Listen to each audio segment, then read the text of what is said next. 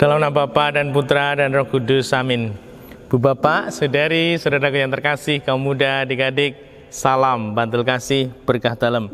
Kembali kita berjumpa dalam Renungan Harian. Hari ini Minggu 28 Februari 2021. Kita akan mengambil dari Injil Markus bab 9 ayat 2 sampai 10. Pada suatu hari Yesus berbicara tentang bagaimana Ia akan menderita sengsara. Sesudah itu, Ia membawa Petrus, Yakobus, dan Yohanes, dan bersama mereka naik ke gunung yang tinggi. Di situ mereka sendirian saja. Lalu Yesus berubah rupa di depan mata mereka, dan pakaiannya sangat putih berkilat-kilat. Tidak ada seorang pun di dunia ini yang sanggup menggelantang pakaian seperti itu. Maka tampaklah kepada mereka Elia dan Musa. Keduanya sedang berbicara dengan Yesus.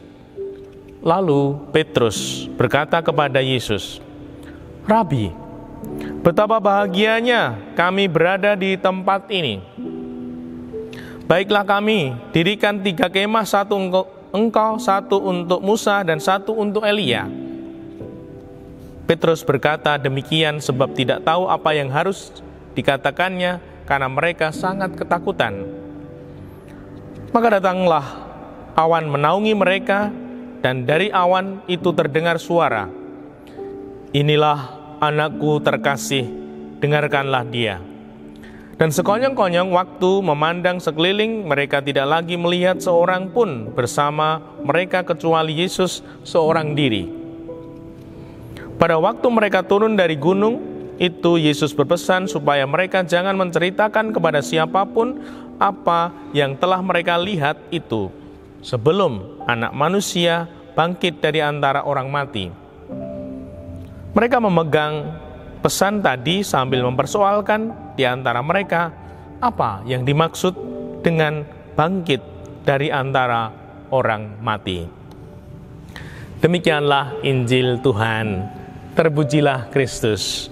Ibu Bapak, saudari, saudara yang terkasih, sepertinya ada 2 fakta yang bertentangan yang disampaikan Injil suci ini. Di dalam awal, saya kutipkan, saya bacakan, pada suatu hari Yesus berbicara tentang bagaimana Ia akan menderita sengsara.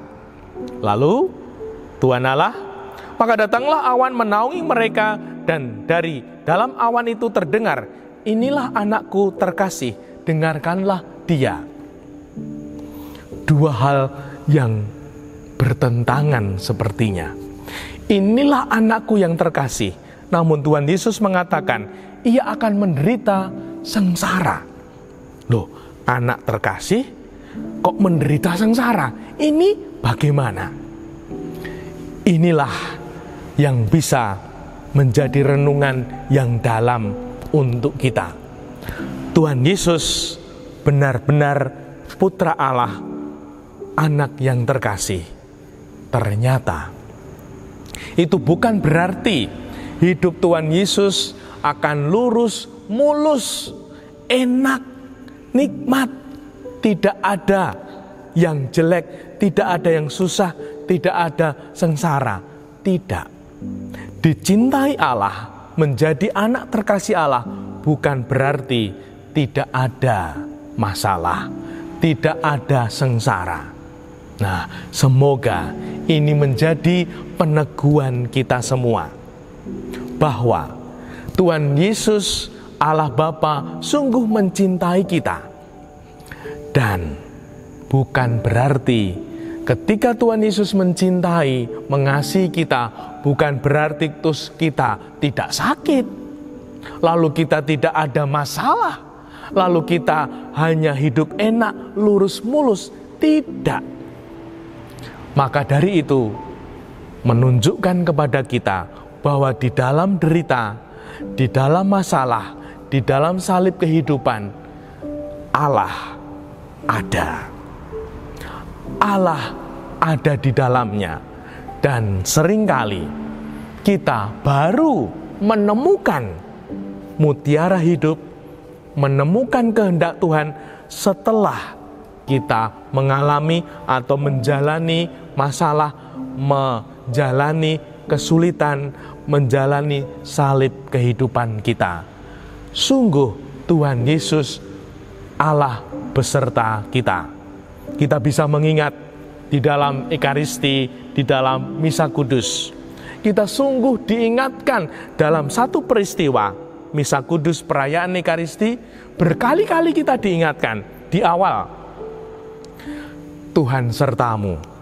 Di awal ada kata itu, lalu dijawab dan sertamu juga. Ketika mau membacakan Injil seorang imam juga, Tuhan sertamu 2 kali.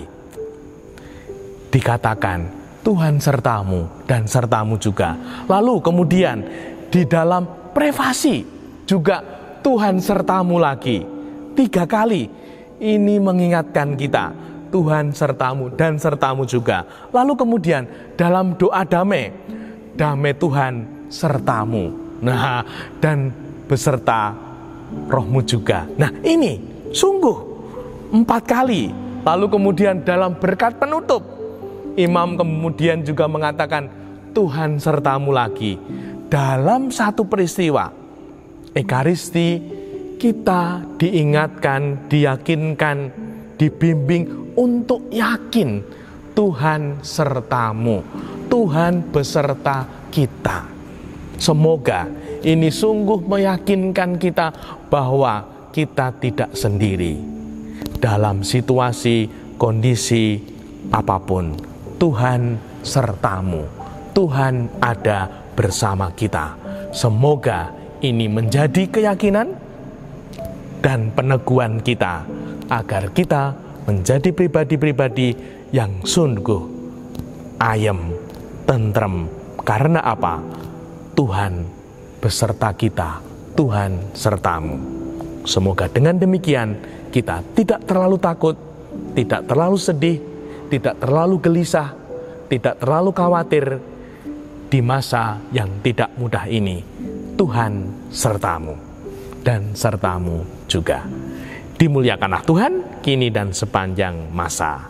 Salam bantul kasih, berkah dalam Bapa, Putra, dan Roh Kudus. Amin.